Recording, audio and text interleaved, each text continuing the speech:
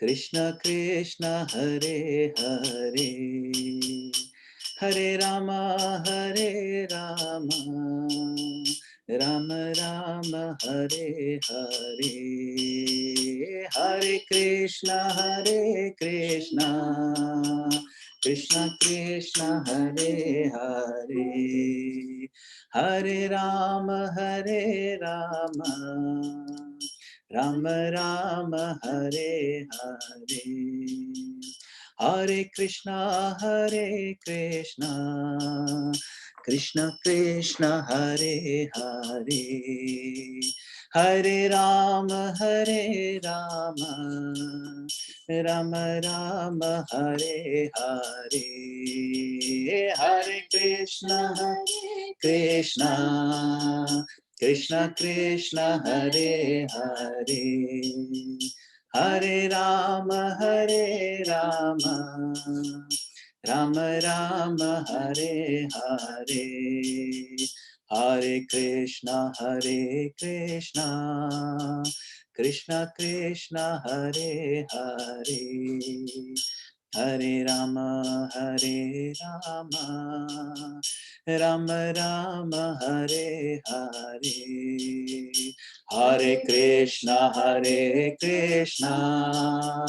Krishna Krishna Hare Hare, Hare Rama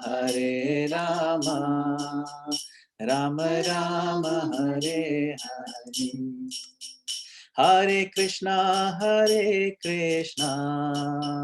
Krishna Krishna Hare Hare, Hare Rama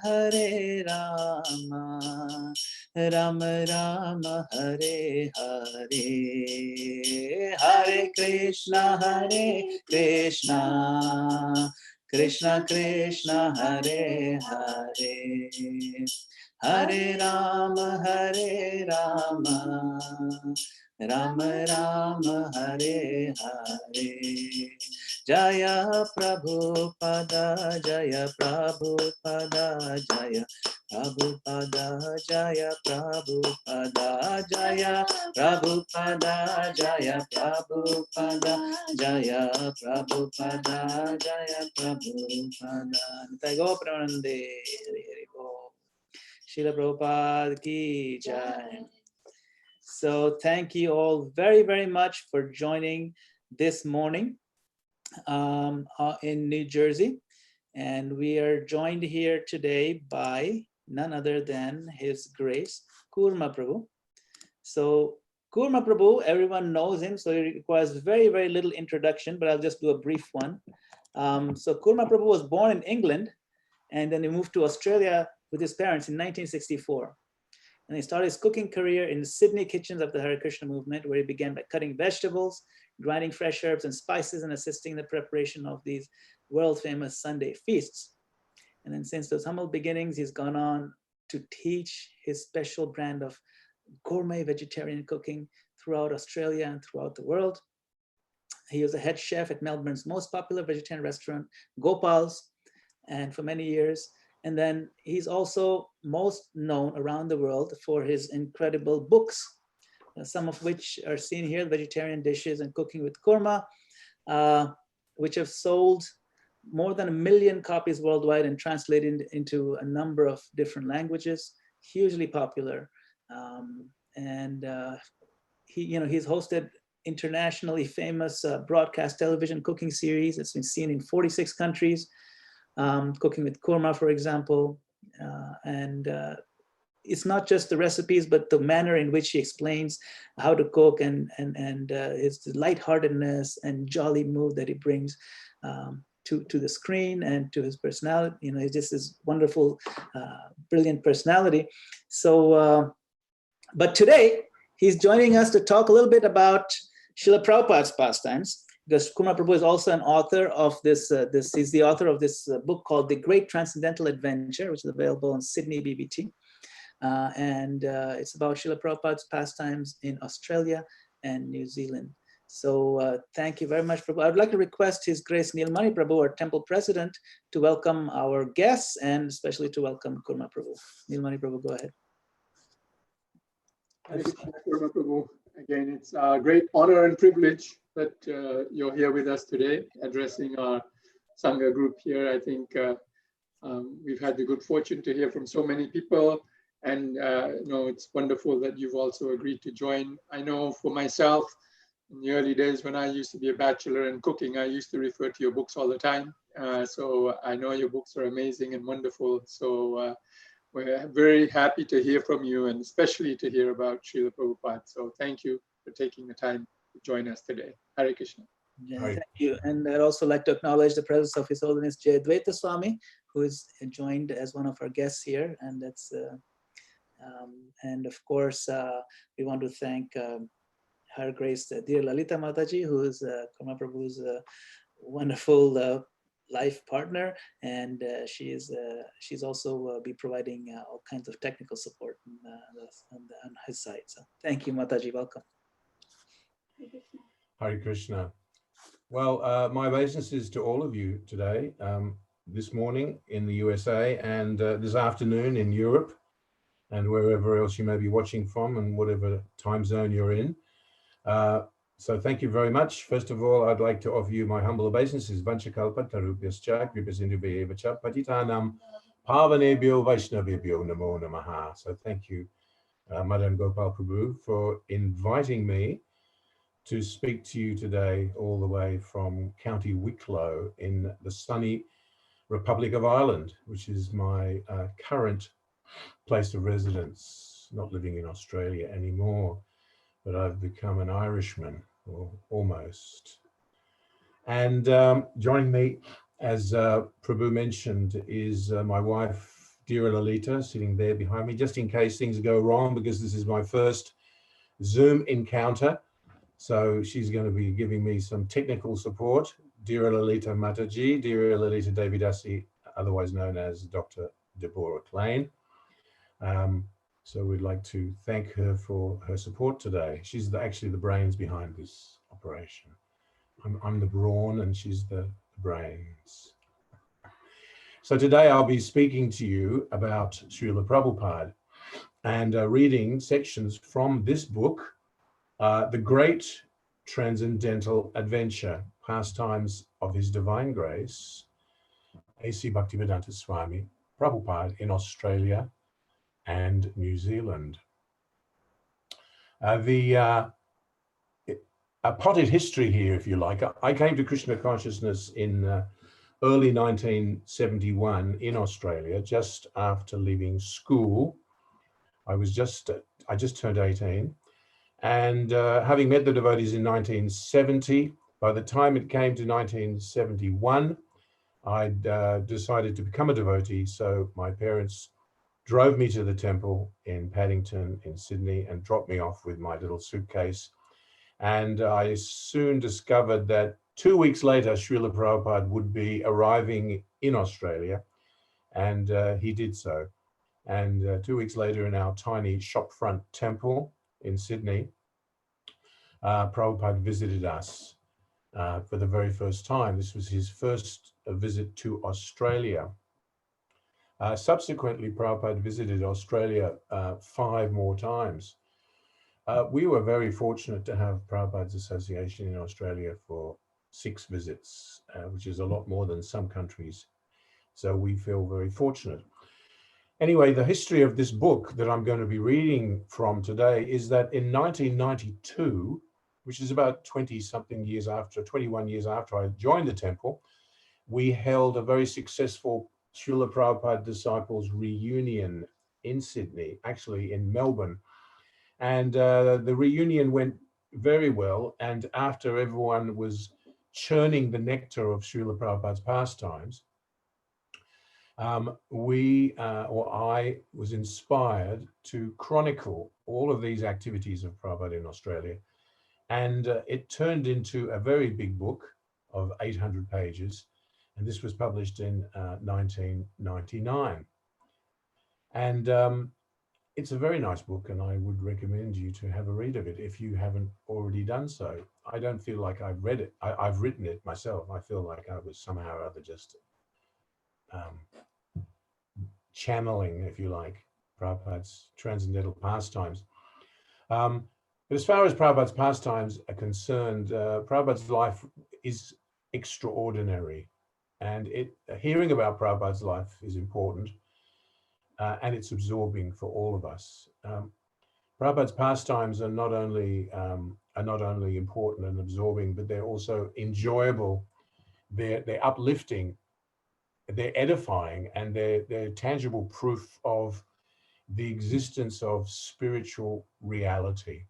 And the fact is, one may say, well, why are we reading about Srila Prabhupada? And the point is that Vishwanath Chakravarti Thakur said that the spiritual master is to be honored as much as the Supreme Lord. So as much as we absorb ourselves in Krishna's pastimes, Srimad Bhagavatam, etc., we can absorb ourselves in the pastimes of Srila Prabhupada, because Srila Prabhupada is the most confidential servitor of Krishna. And this is acknowledged in all revealed scriptures and is followed by all authorities. Sakshat Daditvena Samasta Shastriya. So hearing about Srila Prabhupada is as good as hearing about Krishna, and as purifying and important as hearing about Lord Krishna's pastime. So as I said, Prabhupada visited Australia 6 times and New Zealand 3 times. Of course, Australia and New Zealand are 2 separate identities. Australians and New Zealanders are sort of rugged individualists, and they don't like to consider themselves one unit. But I put all of these pastimes together in the book because Prabhupada visited, every time he came to Australia, he generally also visited New Zealand. So 9 visits altogether between those 2 countries, because New Zealand is very close to Australia geographically. So while Prabhupada was in Australia and New Zealand, he took, in that duration of time, in those 6 visits from 1971 to 1976 inclusive, Prabhupada, he actually gave a total of 68 morning and evening classes on Srimad Bhagavatam, Bhagavad Gita, and Chaitanya Charitamrita.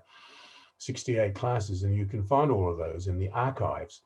Prabhupada spoke to all sorts of different people in room conversations.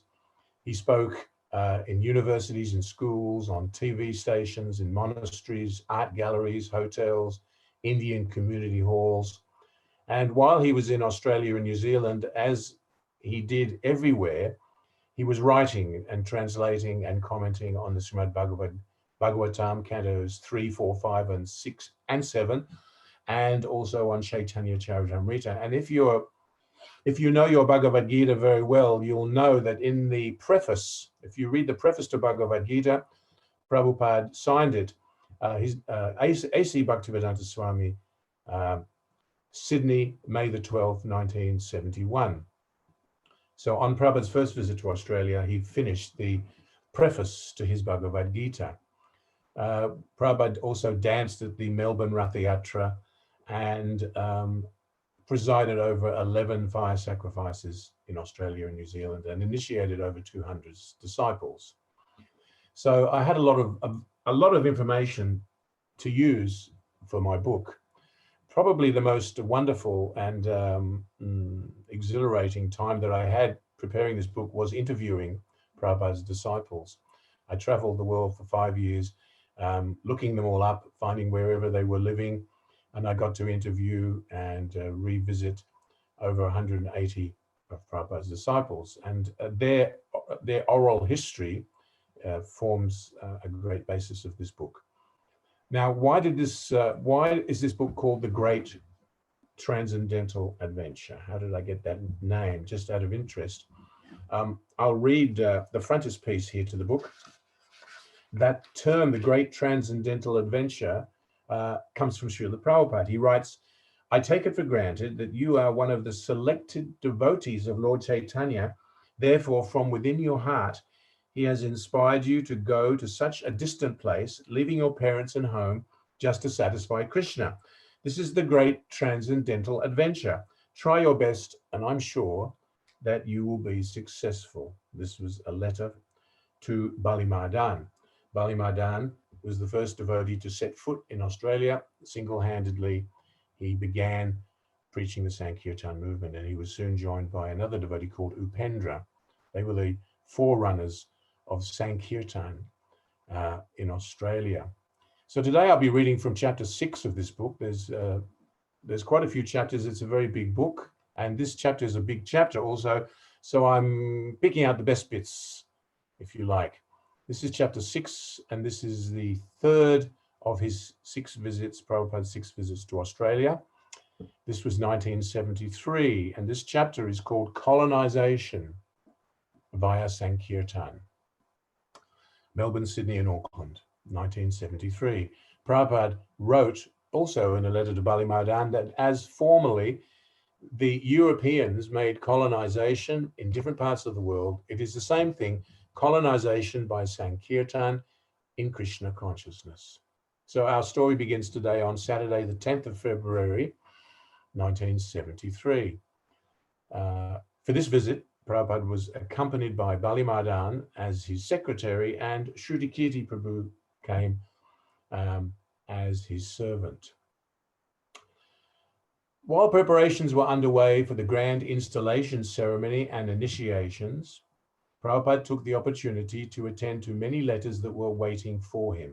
To Tamal Krishna, Jayapataka, Bhavananda, and Gargamuni, he wrote, "While traveling here to Melbourne, I was thinking how wonderful our Mayapur project is and how it can be developed in the future. I want that Mayapur be self-sufficient by having its own production of grains, vegetables, fruits, and milk products, etc., to the extent that you will be able to feed at least 500 men daily.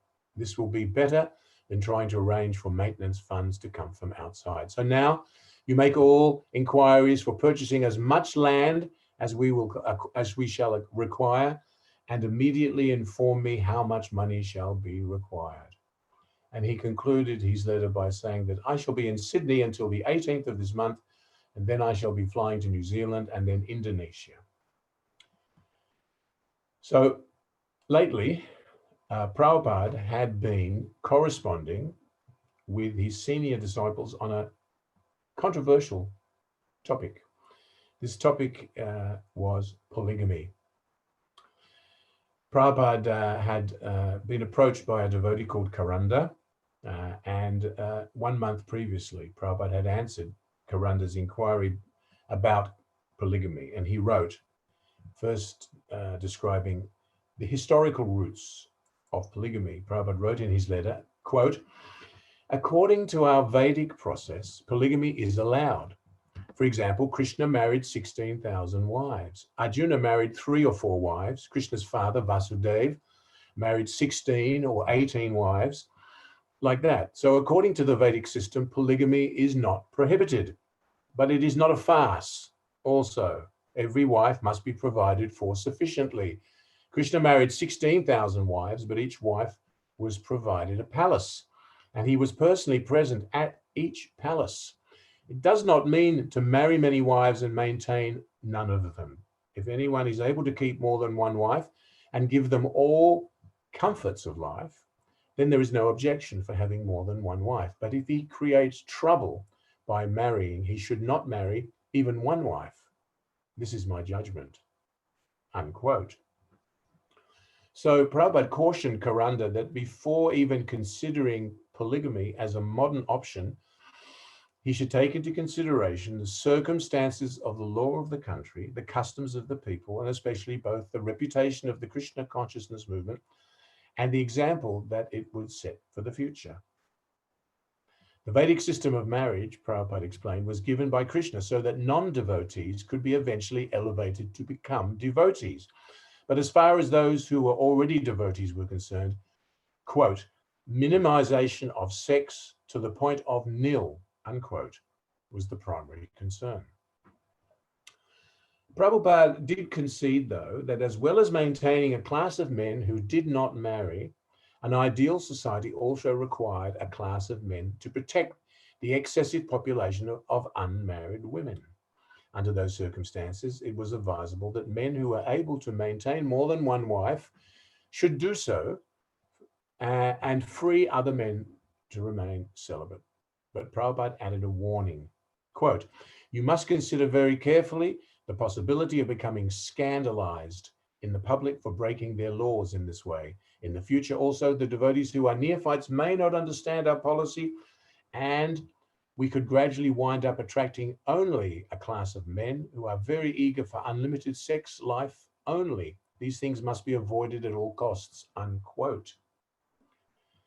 So this letter to Kuranda had been widely circulated and discussed in various forums and had led to some confusion amongst devotees. Now Prabhupada was in Melbourne. He wrote again to Kuranda with his final decisions on the subject of polygamy.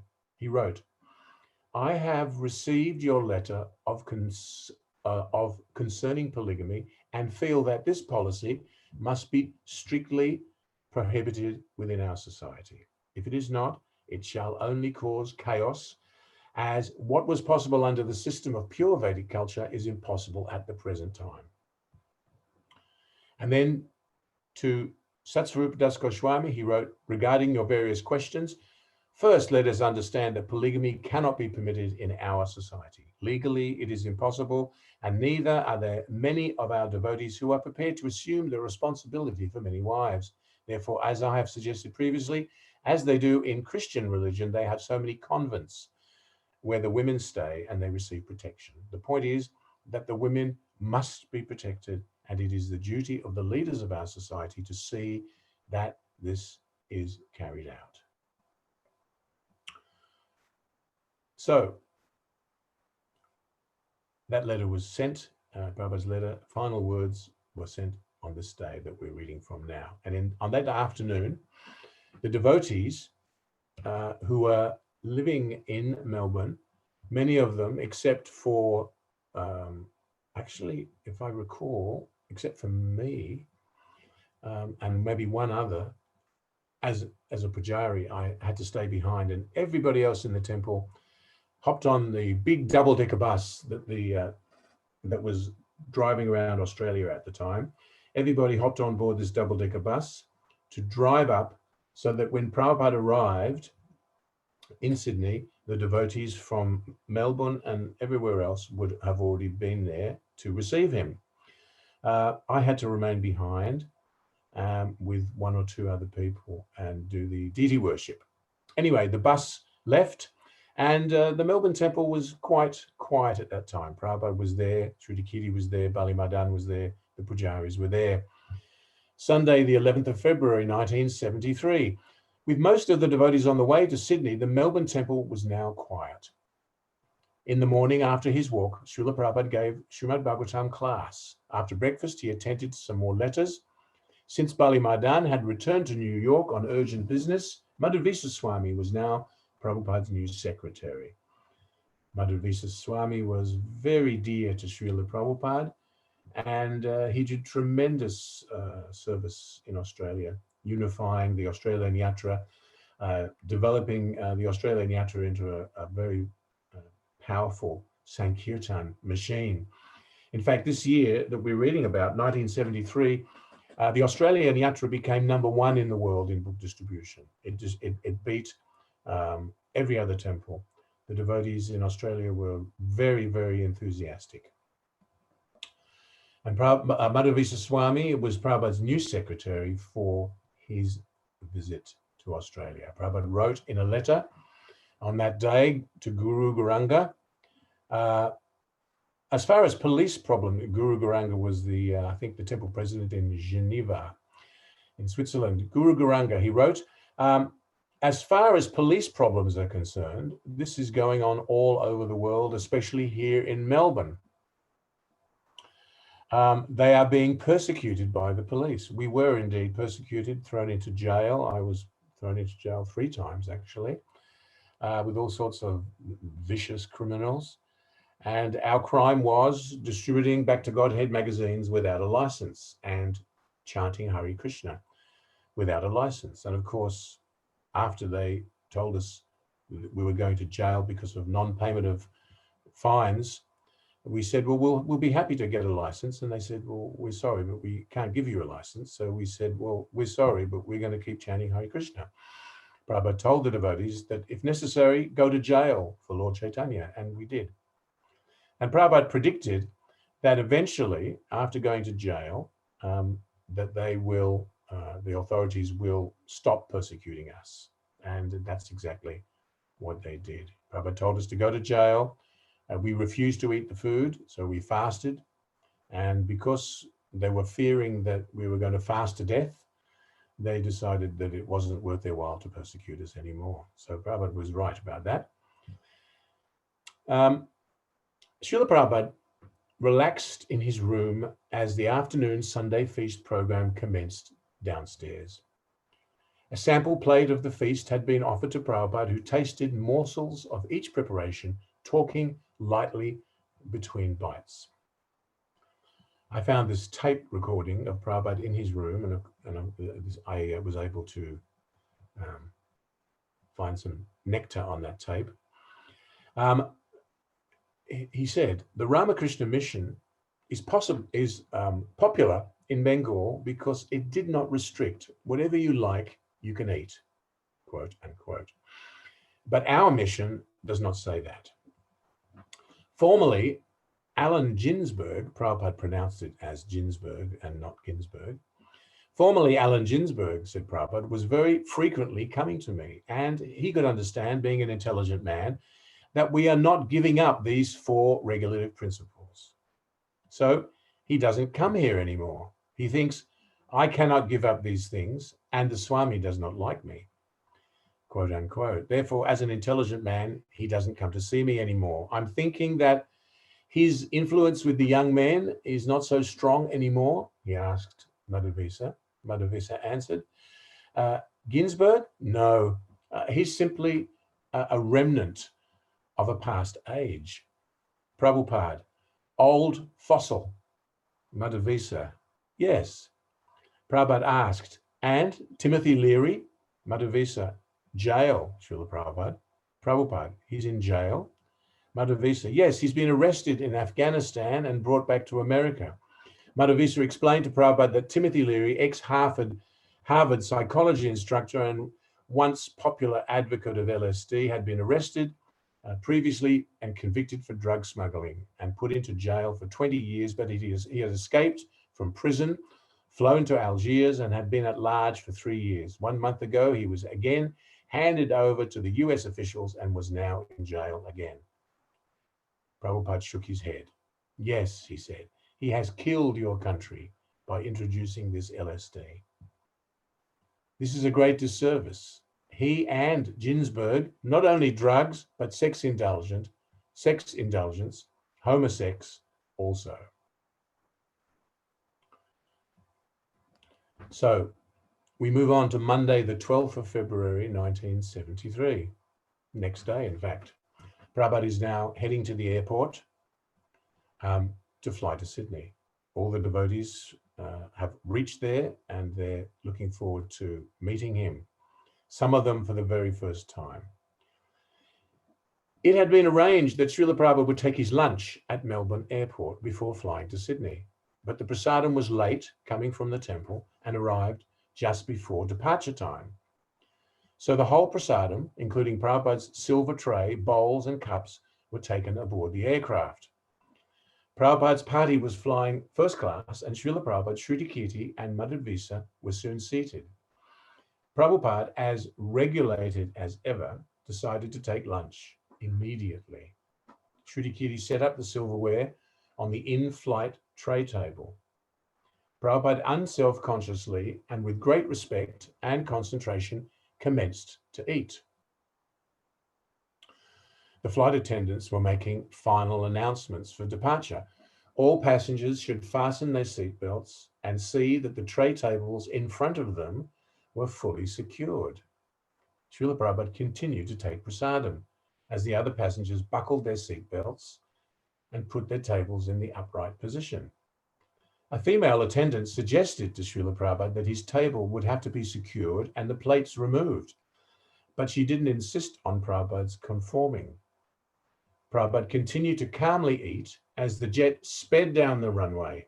Shruti Kirti anxiously held onto the cups and the bowls as the plane turned its nose upwards, while Prabhupada, still absorbed in his prasadam seva, appeared not to notice or care about his surroundings. Only when the plane was high in the air and Srila Prabhupada had finished his prasadam did he turn to Shruti Kirti. All right, he said, You can take these away now. And he rose to wash his hands. So this is next day, Tuesday, the 13th of February at the Sydney Temple. After evening arati, Srila Prabhupada spoke in the temple room, packed with guests and devotees, on Bhagavad Gita, chapter 9, verse 2, one of Prabhupada's favorite verses.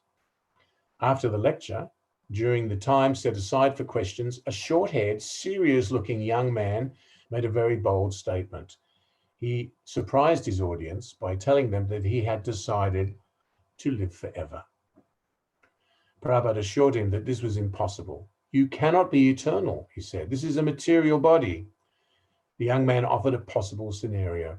Why not make the material spiritual? Why not make everything all conscious? Prabhupada conceded that if one became Krishna conscious, then he could maintain his spiritual consciousness even after giving up his body. But spiritually aware or not, the body was not eternal and would be changed at death. The young man continued to argue. Why is it necessary to change one's body, he said. Prabhupada patiently explained further. Your body has already changed, he said. You have come from childhood to this point. You could not remain as a child. The man was stubborn. Well, just because my body has changed up till now, it doesn't mean that it has to change in the future. How you can, Prabhupada challenged. Why did you not remain as a child?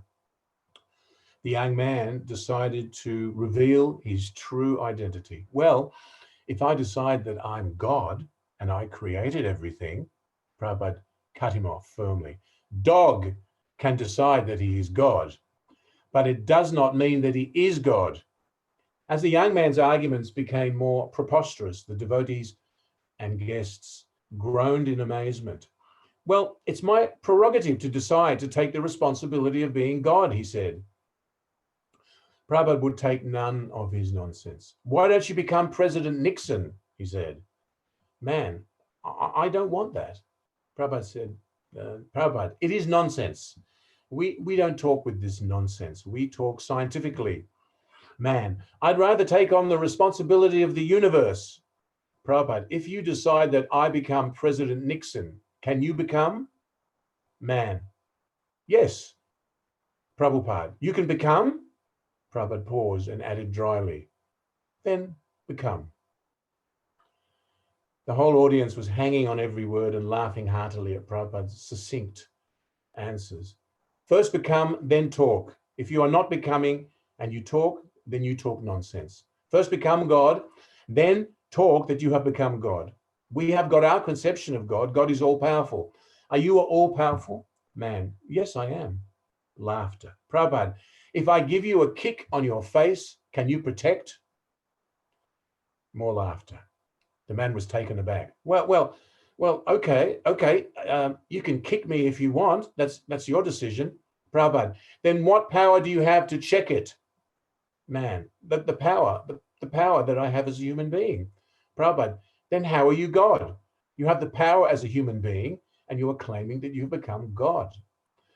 Man, but as a human being, it's my right to think. Prabhupada, that's all right. You have got a right as a human being. Why you are claiming that you've become God? This is your foolishness. You must become as powerful as God, then you can claim that you are God. The same thing. You first of all become president, then you claim that you are good as President Nixon. Before that, you cannot claim. You may say that you have got the potency. That I admit. But first of all, become and then talk. God is all-powerful. When you become all-powerful, then you have become God. Man, well then, I'll just have to show you. Prabhupada. But how can I believe you? If you do not show me, then how can I believe you? Man, I accept the challenge. I accept the challenge. Just give me a little time. Prabhupada, that is another nonsense. Howling laughter. Just like Arjuna wanted Krishna, how shall I know that you are the all-powerful one? He immediately showed him his universal form. So if you are God, then you show me your universal form. Then I shall believe you. Don't believe in these nonsense ideas. You are misguided that you are God. Man, give me something better then. I can't think of anything better than God. Can you? Prabhupada, well, you can think nonsense, you can think anything, I don't mind. But I say, don't be misguided. It's up to you. The man was finally silent. There was nothing more to say. Prabhupada picked up his shiny brass kartals, wrapped the strings around his finger, and then turned to the man with a look of great compassion, offered him one last piece of advice. Become godly. Don't become God. After the class, a devotee entered Prabhupada's room with a silver plate of Mahaprasadam from the deity's late night offering and placed it on his low desk. Prabhupada looked at the selection. There were bowls of vegetable preparations, puris, and hot milk. Prabhupada noted how all the puris were puffed up like small translucent fawn-colored balloons. This puri is best, Prabhupada said, pointing at the most spherical one of all. He turned to the devotees. Who has cooked? Kormadas, Srila Prabhupada, he replied. Prabhupada nodded in approval. Yes, he is following the principles. Prabhupada was referring to the principles of cooking. He knows how to cook puris because he's following the recipe. Sometimes devotees speculate about this story, but Prabhupada was mentioning that I was simply following the recipe, and that's all. You just need to follow the recipe, and then you can cook all sorts of nice things. Prabhupada called in Shruti Kirti. You learn from him how to make puris like this, he said. Next day, Shruti Kirti came to me and he said, Prabhupada told me to come and see you and ask if you could teach me how to cook puris. I was very humbled by that, and I did my best to show Shruti Kirti how to cook puris. Maybe Shruti Kirti already knew how to cook puris, but Prabhupada was being very encouraging anyway. So the discussion continued in a culinary direction. Prabhupada explained, and this was related to me by Bhagavan Prabhu, who was in the room at the time. And Prabhupada explained that when you're cooking for the deities, you should imagine, well, you are actually cooking for a hungry 16-year-old boy with a big appetite. In the old days, sometimes devotees misunderstood. If they had small deities, then they would have a little small offering plate with little bowls, and they'd cook little baby puris and little laddus. But Prabhupada said, no, that is speculation. When you cook an offering for the deity, you should be cooking for a hungry 16-year-old boy. If any of you have got 16-year-old boys, you'll know just how much they can eat. So you should cook a nice big selection of foodstuffs for Krishna, as if he was a hungry 16-year-old boy. Krishna is a hungry 16-year-old boy. And he suggested at the time that for that late offering, this is the instructions that he gave us at the time, that you should prepare 3 vegetable dishes cooked with ghee. He mentioned that at Krishna's lunchtime offering, you can cook vegetables maybe with water, but he said for the late night offering, there should be plenty of vegetables cooked with ghee. And then he said 6 large puris per deity plate, or alternatively, he said 8 medium-sized puris per plate, or 16 small puris per plate. And then he said, along with this, you should offer a sweet cooked with ghee, such as laddu, and some hot milk. Now, Prabhupada did give different instructions in different temples at different times for what should be cooked there. But anyway, that was the instruction that he gave us in Sydney at the time, and we continue to this day. Sydney Temple and Melbourne Temple, and all the temples in Australia, they cook these things according to Prabhupada's instructions. So the next day, Wednesday, the 14th of February, 1973, Prabhupada was unable to sleep the previous night due to the increasing pain of an infection in his finger. I recall seeing Prabhupada speak and noted that one of his fingers, I can't remember, I think it was in his left hand, had what's known as a whitlow. Is it a whitlow? Is that what it's called? And his finger was very much swollen and pussy. So it was a very painful infection. Prabhupada said that this infection was due to the sins of his disciples. Nor was he able to do any translation work. Prabhupada couldn't sleep or do any translation work. And he especially asked about recent Brahmana initiations in America. He indicated that the serious commitment to follow regulative principles, especially obligatory to second initiated disciples, was being compromised, and consequently, he was suffering some reaction. So this is something to recall and to remember very seriously. Apart from formulating his letters in the morning, Prabhupada rested most of the day. His finger was badly swollen, and despite taking antibiotics, Prabhupada was obviously in great pain. Buddhimanta, a tall, young American devotee, arrived from India early in the afternoon. Madhavisa Swami had requested him to assist the Sydney devotees in book distribution.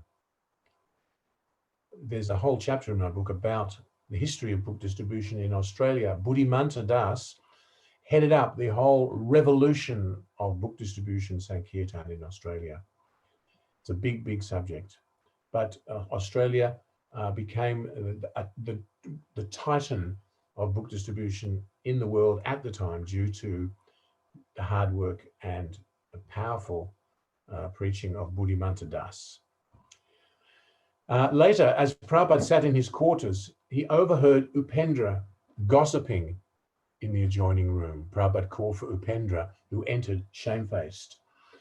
"You were laughing?" he said. "Yes," said Upendra. "Gossiping?" Upendra responded coyly. "Is talking about other devotees gossiping, Srila Prabhupada?" "Yes." "So yes, I was gossiping." Prabhupada was concerned for his devotees' well-being. Again, he chastised Upendra. "This devotee, that devotee, life is short. Do not waste your time uselessly." Prabhupada directed Upendra to get a copy of Srimad Bhagavatam from the bookshelf and read it. When two devotees come together, he said, they should discuss Srimad Bhagavatam. Prabhupada was speaking more softly now to Upendra. "Do you remember when you used to memorize the Bhagavatam verses? Om Namo Bhagavate Vasudevaya." Upendra offered an excuse. "Oh, Srila Prabhupada, my mind is so lazy." Prabhupada didn't agree. "No, you're not lazy. You're just misdirecting your energies." Before Upendra left the room, Prabhupada spoke at length with him about the debilitating effects of prajalpa, mundane talk, on devotees' spiritual progress. He asked that Upendra repeat the instructions to those devotees with whom he had just spoken so frivolously, and he requested them to once again take up learning Sanskrit verses. Saturday, 17th of February, 1973, a few days later. During morning class, Srila Prabhupada mentioned how the 5th canto of Srimad Bhagavatam described a variety of different punishments for sinful acts. My wife and I are reading from the 5th canto at the moment. You'll know that there's a chapter called the Hellish Planets, and that's the very last, I think if I'm not mistaken, very last chapter of the 5th canto. Prabhupada described how a variety of different punishments are available for sinful acts. Nature's laws, he said, were very strict, and one could not claim ignorance as an excuse. In question time, someone asked how long it took for the soul to enter into its next body after death. Prabhupada replied that it depended upon the individual. Usually it was quick, he said, a matter of minutes. But if a man was very sinful, it could take longer. Srila Prabhupada gave the example of Winston Churchill, who had entered a long coma before his death. This means he is very, very sinful, Prabhupada said, and it takes much longer to calculate his punishment. A living entity does not leave his body until his next birth is calculated. Prabhupada compared this to a caterpillar who doesn't place his legs down until his next foothold is established. I remember when Winston Churchill passed away, I was a young lad in England, and I remember hearing, I think it was a very long time, 7 days or 10 days or 2 weeks or something like that. Very long time. So the messengers of Yamaraj, or the scribes and the persons that are assisting Yamaraj, were taking a very long time to add up all his sinful activities in order to grant him his next body. It took days and days and weeks.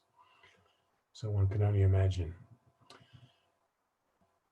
Another major public speaking engagement was booked for Prabhupada that night at the Sydney Town Hall. Many posters advertising the event had been mounted all around town, and devotees were hopeful of a big turnout. As he prepared to leave for the town hall, Prabhupada asked, "What is that sound?" Although unfamiliar to Prabhupada, the local devotees knew very well what it was. Because the temple was very close to the local racetrack, they had grown accustomed to the amplified bugle sound, followed by the combined roar of thousands of racing enthusiasts 5 nights a week. Srila Prabhupada, that's Harold Park, a devotee answered. That's a race course. It's just a few blocks from here. It's the greyhound races, dog race. Prabhupada was incredulous. He opened his eyes widely in amazement. Dog race? They are racing dogs? Then he laughed, along with the rest of the devotees, at the absurd scenario. Excuse me. In the course of, excuse me, I'll take another sip of water.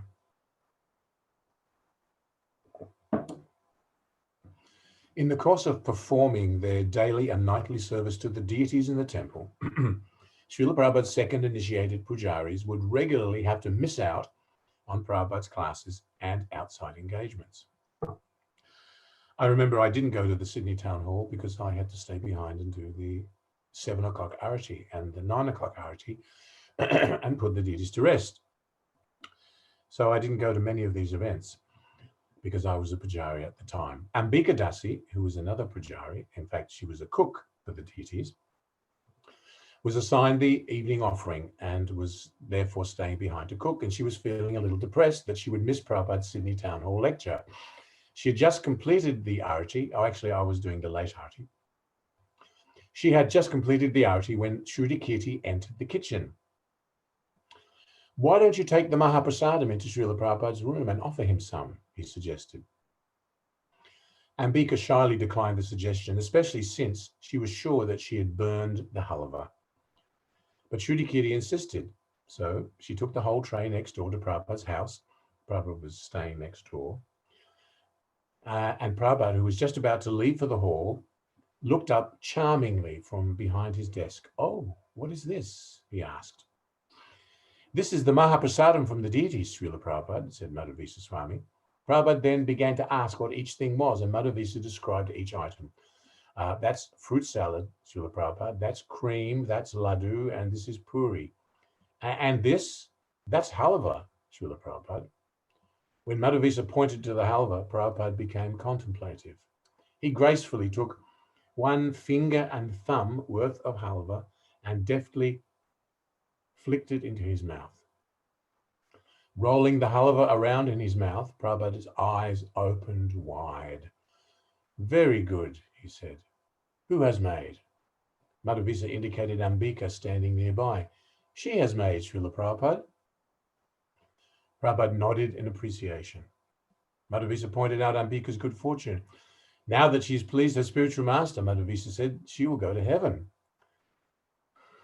Prabhupada inclined his head to the side and smiled brightly, as if in confirmation of Madhavisa's thoughtful benediction. Ambika left the room completely satisfied. Prabhupada called for Shruti Kirti and asked him to learn how to make halva from Ambika. Shruti Kirti, who didn't think the halva was that good, was surprised. But Prabhupada confirmed the order. "Yes, you should make like that."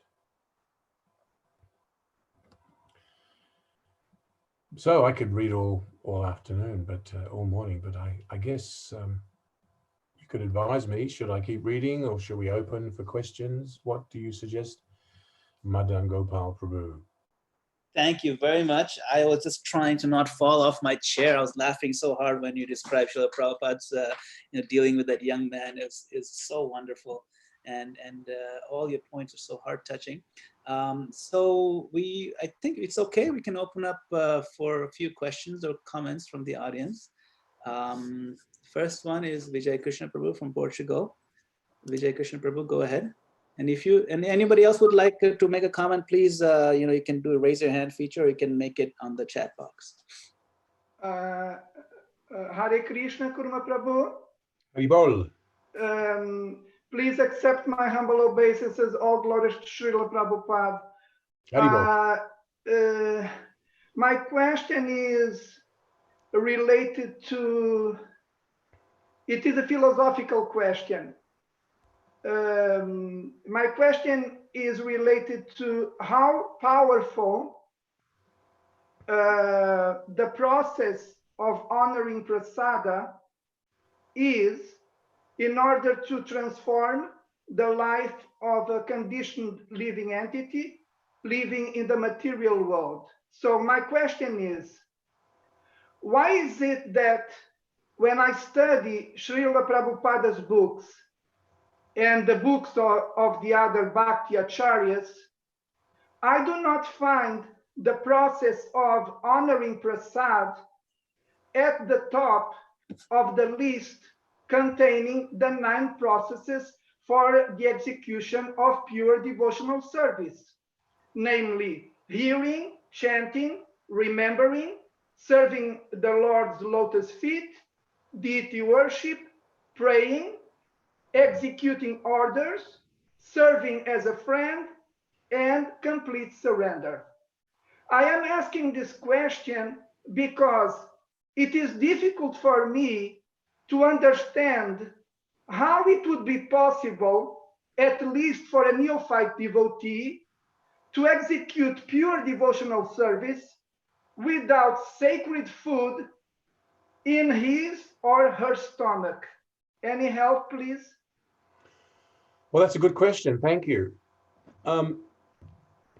Actually, I was just about to read the next paragraph or two that I was going to read was an interesting comment that Prabhupada made about the power of prasadam.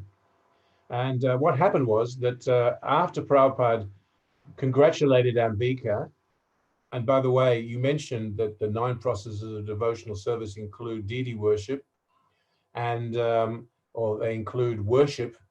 And if you have a look at the 5 main potent forms of devotional service that are described in the Nectar Devotion, you'll see Sadhu Sangha, Nama, Kirtan, Bhagavat, Shravan, Maturavas, Srimuti, Shradaya 7.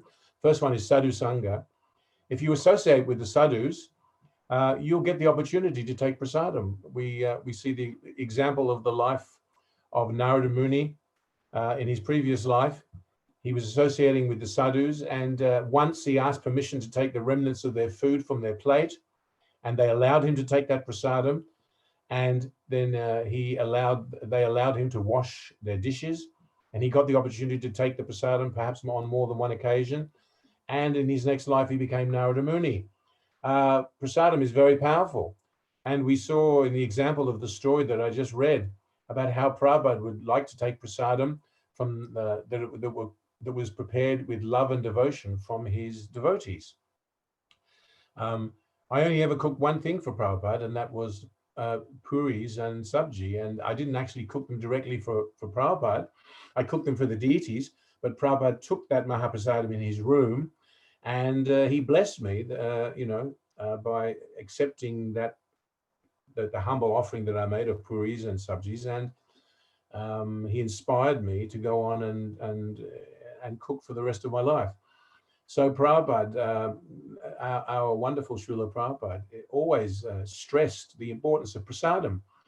And if we associate with the sadhus, then we'll know that that is the case.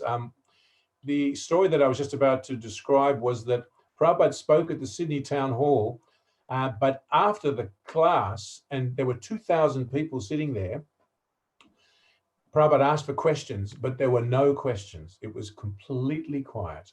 There was a long, painful silence.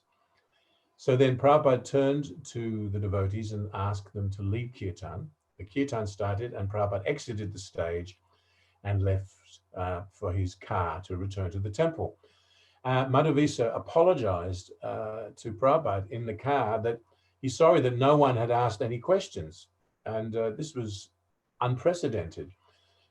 It was dead silence. And Prabhupada gave his judgment at the time. He said, they are dull-headed. They are simply meatheads. And these were the words that he used. They are meatheads. He said, so simply give them prasadam and chanting. That's all. That was Prabhupada's mood in Australia. He said that actually the Australian people were not very sophisticated philosophically, but they were very enthusiastic.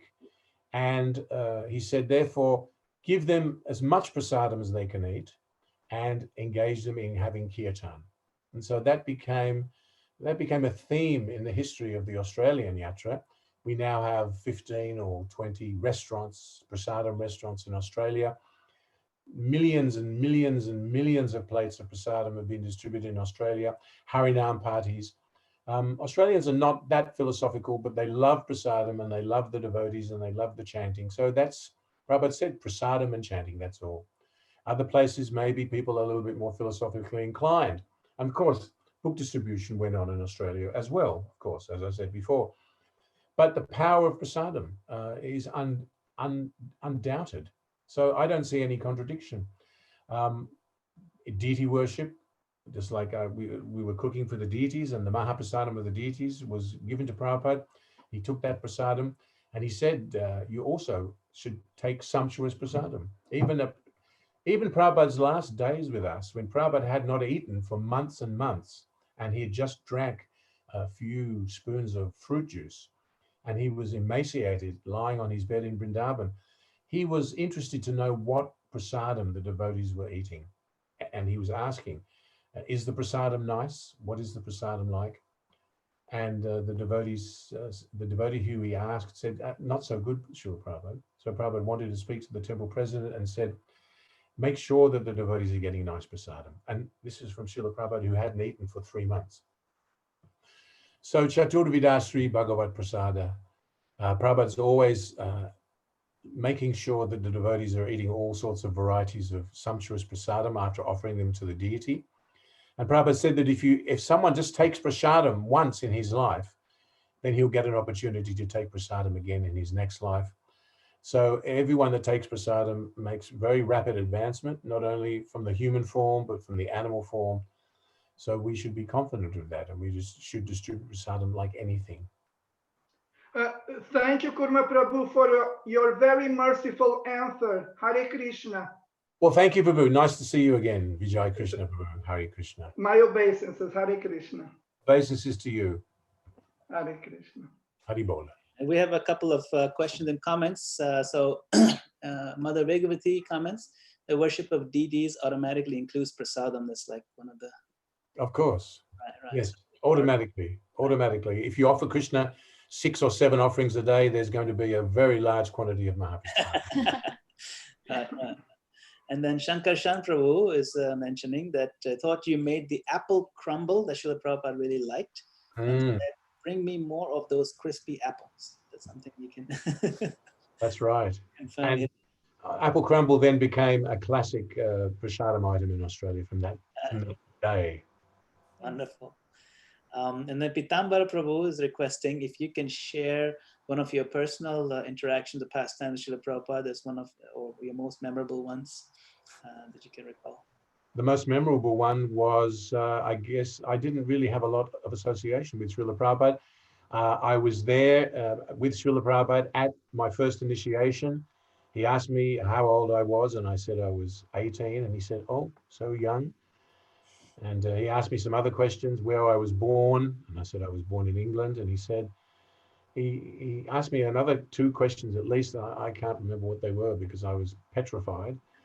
But then Prabhupada gave me my name, And then again at my second initiation, I went to Prabhupada's room, and I was also petrified. And Prabhupada was showing me how to chant the Gayatri mantra, and he was showing me on his fingers like this, and he asked me to repeat the method, and I got it wrong because I thought I knew how to do it already. And as many devotees experience this, then my mind went blank, and I didn't know what I was doing, and I tried again and I got it wrong, and then I tried again and I got it wrong. So Prabhupada got my fingers, got my thumb and held my thumb down and said like this and like this. And I was just, my brain was spinning. I almost lost consciousness. Prabhupada, I somehow or other did that, and I repeated the Gayatri mantra, and then I excused myself and left the room. And I asked him one question once at the end of an evening class. I said, no, actually, I asked him this question in the room at that time when I got my second initiation. I said, Srila Prabhupada, where can I find out more about reincarnation? That was it. I don't know why I even asked that question, but that's what came out of my mouth. And Prabhupada said, in the Bhagavad Gita. That was his answer to my sort of dumb question. And that was the only personal interactions that I had with Prabhupada. Nothing else. Thank you for sharing that. It's really sweet. Another question from the audience. Is it okay to let newcomers cook for the offering in the Bhakti Vriksha programs if they're cooking in a new or clean vessel, even if they themselves may be eating meat? I doubt it. There was one, Prabhupada was insistent that the devotees that are cooking must have second initiation. I mean, of course, the devotees were asking at the time about cooking for the deities. And often we find that in the temples, sometimes there's some crisis of manpower. There aren't enough brahmanas initiated. I think the situation was that Prabhupada was ill at the time, and he had just had his stroke or his heart attack. This was in the very early days.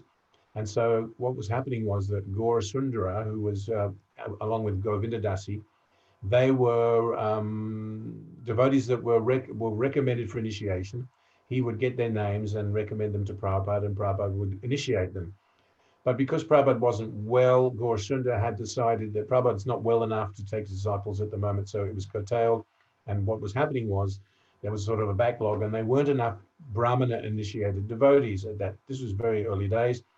So someone was speaking on the phone, I think, to Srila Prabhupada at the time, and they said, Prabhupada wasn't very often on the phone, but he was on the phone, and the devotees were in the room, and they could hear Prabhupada on the other end of the line. And when they asked Srila Prabhupada, can non-second initiated, non-Brahmin initiated devotees cook for Krishna, Prabhupada yelled. He yelled so loudly that the devotees could hear him from the other side of the room, even though he was on the other side of the country speaking through the phone. And Prabhupada said no. So Prabhupada was actually quite strict. Now, there may have been situations where Prabhupada waived that, but I don't remember reading them. Now, of course, for the Bhakti Vriksha, that means the food is being cooked in someone's home. And but I don't think it's appropriate that people that are not vegetarian should be cooking. 100% no. And technically speaking, they should be chanting Hare Krishna. And I suppose really the highest standard is that they have Brahman initiation, or at least first initiation. But if they're not vegetarians, I would say, I mean, it's a local management question, and I don't think I can make any definitive answer. But my gut feeling is no, they shouldn't be cooking. Thank you, Prabhu. So we have a question from the audience by the name, I don't see the full name, but it says GGD. GGD, you can go ahead and ask your question, please. Hare Krishna. This is Gopal Govindas. Sorry for the acronym. The question is, we cook for Krishna with a lot of love. Sometimes the cooking appears to be maybe not turning out good. Should we still offer it? Good question. So you're saying that you've cooked an offering and the puris flopped and something got burnt or something. Is that what you're suggesting? Something like that, some catastrophe, or just not as good as you expected it to be? Something on the line of that. You have a sense of feeling that it may not be turning out good. Maybe something is less, spice is not good, or something is there. If it is burned, it's obvious. It's not to be offered. Yeah. Well, here's the point. In our deity worship, there are two main things. There is cleanliness and there is punctuality. These are the two main important items of cooking for Krishna: cleanliness and punctuality. Not a huge menu full of many dishes, but a clean kitchen and the offering on time. So I was always taught from the very early days from devotees who were taught by Prabhupada, or devotees that were taught by other devotees who were taught by Prabhupada, that Radharani doesn't want an opulent offering if the kitchen's dirty. Therefore, the kitchen has to be clean. And he said the offering has to be on time. It has to be on time, punctuality. So let's say, for instance, you've cooked an offering and the recipes didn't turn out how you expected them. What to do? If, for instance, you've made the rice and it's a bit sticky, or the dal wasn't properly cooked, it's a difficult decision, but you have a short amount of time to make a decision. And you, okay, the offering's at 12 o'clock or the offering's at 11:30. I have to get the offering on the plate in time and offer it to Krishna. And if it's not up to standard, well, there's two things. One is that we have to learn how to cook and cook it better next time. And the other thing is, sometimes accidents happen and things don't turn out. We have to make an on-the-spot decision. Am I going to offer this to Krishna? I have to make a decision. It's almost time for the offering. What to do? Are you talking about cooking for the deity? I presume you're talking about cooking for the deity. So Yes, Prabhu. yeah, so it has to be offered and things have to go on the plate and the offering has to go out. And if it's not up to standard, then what to do? Of course, we can't offer foodstuffs which is inedible. But I've been in situations like this before when you feel gutted, you feel embarrassed. I've just cooked this and this is not up to standard. What to do? Then you have to pray like anything. Please, Krishna, I'm a rascal. I didn't cook a very nice offering, but the kitchen's clean and we're offering it on time. And please somehow or other accept the endeavor that I put into cooking this offering. And I apologize if things aren't very tasty, and I'll try to do better next time. And then you have to learn how to cook. I mean, that's just my humble advice. I'm not sure if I've answered your question, Gopal Govinda Prabhu.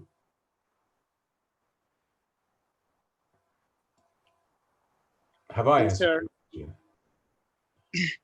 there are certain situations when you think that you have not cooked up to the standard, and after some time you offer and devotees honor it, and you realize that they all love it. There Well, are actually situations. perhaps you're just being too hard on yourself, Prabhu. Maybe you're too humble, and maybe actually you did cook a nice offering. And this is the thing. I was also taught that if when you serve the prasadam, the devotees are very happy and they like the prasadam very much, then you can presume that if they like it, then Krishna also liked it. That's those things are connected. If the prasadam turns out to be delicious, then you know that Krishna's accepted that offering. That would be my perspective. Thank you, Prabhu. So the next question is from Nitika. We can maybe take one or two more questions. Go ahead. I can never avoid cooking questions. They always. Hare Krishna, Kurma Prabhu. Thank you so much for a lovely class.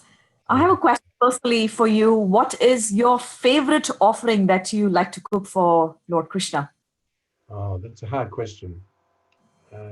It's hard for me to answer that because I like to cook so many things and I don't really have a favorite. What do I like? If I was cooking at the temple and I was cooking for the deity, I would like out of all the offerings during the day, I like to cook Krishna's breakfast offering. That's my most, my happiest times in the kitchen while I was living in the temple, or I was living near the temple and coming to the temple and cooking for the deity. My happiest times in the kitchen are from 7 o'clock in the morning through, or 6:30 or 7, through till just before 8 o'clock to offer Krishna his breakfast.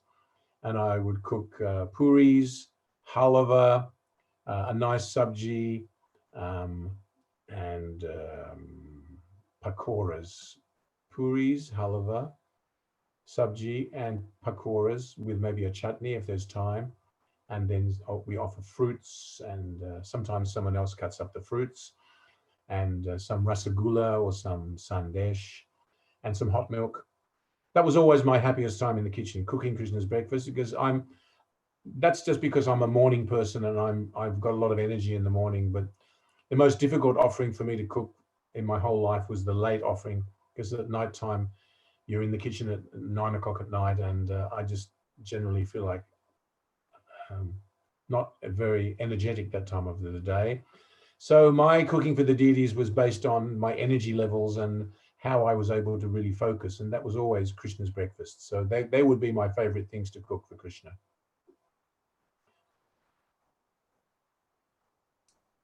Thank you, Prabhu. I think Mansi Ganga has an important question. Go ahead. I was just, thank you, Prabhu, for giving so many nice points, topics. So when you have a lot of leftover prasadam, what do you do with that? Especially when you see in the programs we have sometimes cooked a lot items, and the quantity, what do we do with it?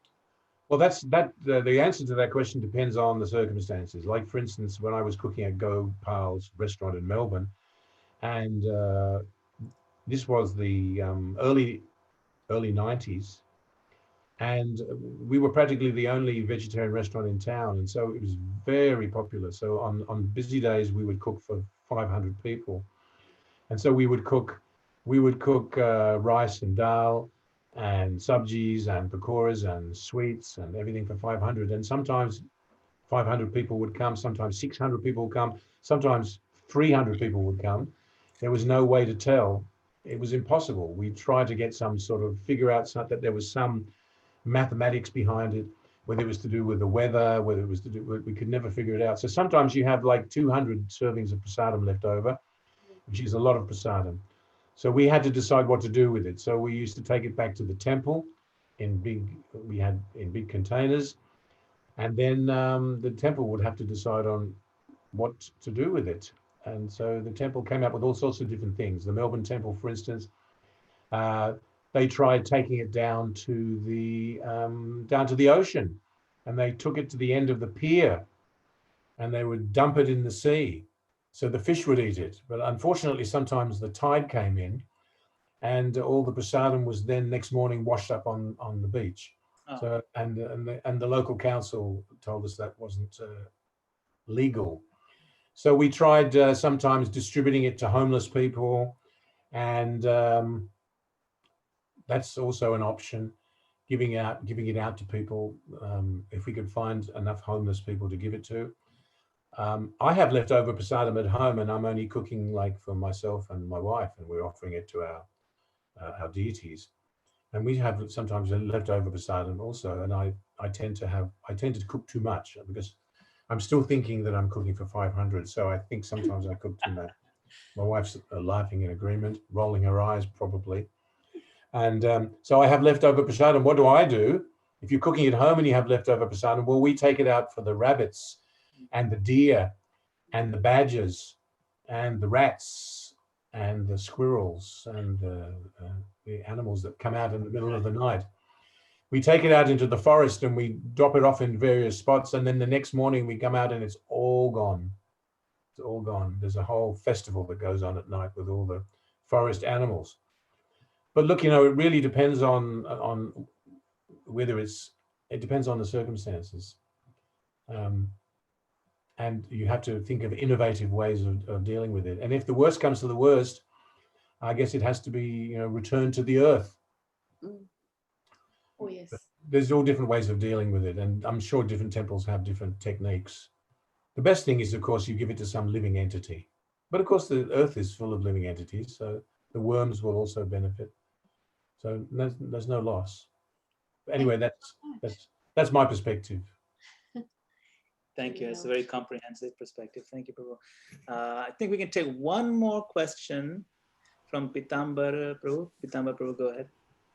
Krishna Kurmadas Prabhu, wonderful, so nice explanation of the pastimes with Srila Prabhupada. We are all grateful to you, Prabhu. So Prabhu, while we are on the food and the Bhoga topic, I was curious to know Prabhupada's way of preaching to those meat eaters, you know, to quit non-veg, because I believe it's kind of sensitive issue for those who are habituated to meat eating for years and years. Yes. But I would like, yes, Prabhu. So please comment on the way we can preach them such that they don't get feel offended. At the same time, the message is conveyed, Prabhu. That's a great question. When Prabhupada was in Melbourne in 1974, and this is the next chapter in the book, which I may be able to share with you on another occasion. The devotee who was cooking at the time for Srila Prabhupada, who is my cooking guru, if you like, his name is Deepak, and he's living in Colorado at the moment. He taught me how to cook, and he learned to cook from Shilavati, who learned to cook from Srila Prabhupada in Los Angeles. And so Deepak cooked lunch one day for Srila Prabhupada, but he was very nervous at the time, and he made some mistakes. And Prabhupada accepted the prasadam, but he said, tomorrow I will teach you how to cook. So the next day, Prabhupada went into the kitchen and he gave a whole cooking class. And I've described this in my book, and you might have read some of this story somewhere it was there, I think maybe even in Back to Godhead, I can't remember. But anyway, Prabhupada showed us how to cook a whole feast of prasadam in a very short time, and he was cleaning the kitchen as he cooked. And it was an amazing event. I wasn't there, but it was all related to me in great detail by the many devotees that were able to see it going on. And Prabhupada showed us how to cook one recipe, and it was deep fried potatoes, deep fried eggplant, and deep fried paneer. And he cut the potatoes into very big pieces, 2 inches by 2 inches. The eggplant was cut 2 inches by 2 inches. And the paneer was cooked 2 inches was cut 2 inches by 2 inches, big pieces. He deep fried everything in ghee separately, and then he made a chonk, and he heated up ghee and added cumin seeds and asafoetida and tomatoes, a little bit of chopped tomatoes, and he poured in the whey, a good amount of whey that was there when the paneer was made, and then he brought that to the boil. And then he placed the potatoes and the eggplant and the paneer on top of that, inside the whey. He put a lid on top and he cooked it very slowly. And this recipe, of course, is in my first cookbook. And Prabhupada said, you should cook this for the meat eaters. He said, this is the meat eater's delight. He said, and he named it. This is the meat, well, he called it, this is the meat eater's delight. So then, every week at the Sunday feast, we would cook Meat Eater's Delight. This was what we cooked for the Sunday feast. Is one of the recipes. It became known as Meat Eater's Delight. Eggplants, potatoes, and paneer deep fried and cooked in whey. And it was the paneer became very juicy and succulent. One day, we were invited to cook for a group of returned servicemen, they call in Australia. These are like ex-soldiers. And these were elderly men, and we were asked to come and cook for them. I was very surprised. These people were all beer-swilling, meat-eating men, and somehow or other we were invited to cook for them. So I remember we cooked this Meat Eater's Delight, and I remember one big guy with a big belly, a big beer belly, and a red face, high blood pressure, and obviously a big meat eater. He came up afterwards and he said, "Can I have more of that meaty stuff?" So he thought it was meat, because it was very, quote unquote, meaty. So we actually noticed how Prabhupada's prediction was correct, that if you cook this for the meat eaters, he said, they will very much appreciate it. So Meat Eater's Delight. It's in my first cookbook, Great Vegetarian Dishes. Look it up. Thank you. So Nilmani Prabhu has a comment. Nilmani Prabhu, go ahead. No, I mean, I just wanted to thank Kurma Prabhu and actually wanted to request Kurma Prabhu. You see that wonderful temple behind Madan Gopal Prabhu. Yes. You see that's in progress. Hopefully it will manifest in the next couple of years. I don't know exactly when Krishna desires, but I wanted to request and invite and beg you to please come and cook for our deities at this wonderful new temple when it manifests. Okay. Well, I look forward to the invitation as soon as the planes start flying again. Yeah. Thank you. Thank you again so much, Prabhu, for a wonderful class. It was so, and we'd love to hear more from your book. And maybe we'll arrange. This thing will go on at least for another month or so, and we'll look for another time to thank you. Bring you back. Thank you again so much. Thank you very much. We arranged to.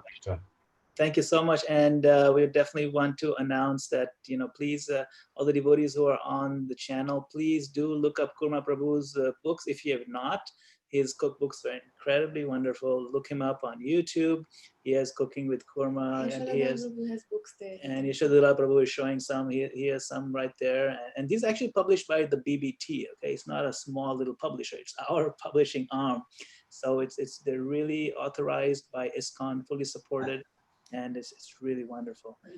I'd just like to add one other thing, that if you haven't got this great transcendental adventure and you'd like to get a copy, if you send me a Facebook message or an email, kormadasa@gmail.com, kormadasa@gmail.com, or send me a Facebook message, I can tell you how to get a hold of this book and who to write to, and you can get one sent to you. It's a good book, and there's still a very small number of copies left in the warehouse, the BBT warehouse in Sydney, before it finally goes out of print, and then we'll have to print more.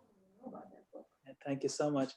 I mean, just a little sampling of it was so nectarian, so I'm sure it's full of tons of other nectar. More, Prabhupada's nectar is just very nourishing to the heart. So before you all leave, I'm going to open up the channel so you can all say a quick Hari Bol to Kurma Prabhu if you want to thank him. Just momentary Hari Bol. And but before that, just want to announce our upcoming. So we have this Power Weekend planned this weekend, the Power Weekend in Towaco, and I kicked it off with Kurma Prabhu here in the Srila Prabhupada's pastimes. And then this evening at 8 p.m., His Holiness Bhakti Rasamrita Swami will be speaking on Mukunda Mala Stotra. And then tomorrow evening at 6 p.m. on our Sunday feast time, we have Amarendra Prabhu talking about Lord Chaitanya's pastime. So please come to the same channel or on YouTube, the same YouTube channel, and you'll be able to partake of this wonderful nectar. And thank you once again on behalf of all the devotees, Kurma Prabhu, for spending your time and giving such a marvelous presentation. Hare Krishna. So now you can all say a quick Hari Bol if you like. Unmute yourself. Hare Krishna Prabhu. Hare Krishna. Hare Krishna. Hare Krishna. Thank you so much. Kurma Prabhu, please save one copy of your book for me. Thank you so much, Prabhuji. Thank you so much. Thank you, Prabhuji. Hare Krishna. It was wonderful. Hari Bol, Prabhuji. Thank you so much. Thank you, Prabhu. Hari Bol, Prabhu. Hari Bol, Kurma Prabhu. Dandavad. Jai Maharaj. Jai. Thank you so much. Hare Krishna. Nice to see you. Nice to see everyone. Thank you so much, Prabhu, for answering the question. Thank you so much. Prabhu, very great. Hare Krishna, Prabhu. Thank you for sharing so much. Hari Bol. Vaishnav Vrinda ki jai. Hari Bol. Hare Krishna. Dandavad. Lots of love from Portugal. Lots of love. I'll join you there someday. Yes, and please save a copy of your book for me. Okay, I'll see what I can do. I will send you a Facebook message. I need to read your book, please. Okay, it's a deal. Thank you very much. Thank you, Kurma Prabhu, for Thank your you. assistance. Haribo. Srila Prabhupada ki jai. Kurma Prabhu ki jai. Haribo.